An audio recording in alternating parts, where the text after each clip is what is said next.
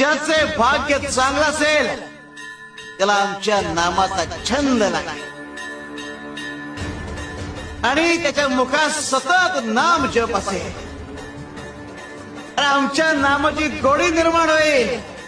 ध्यानी मनी स्वप्नी ही नाम संजीवनी वदनी असेल. त्याला निरंतर सुखाची प्राप्ती होईल.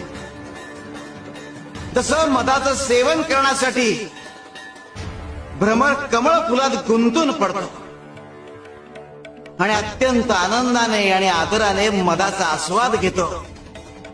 आमच्या भक्ताचे मन आमच्या नामाचे ध्यान लागून उच्च पातळीवर स्थिर होते.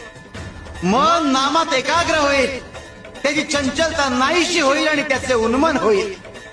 अरे नामस्मरण हेच प्रपंच व परमार्थ साधनाचे साधन आहे. शिवाय शंकर.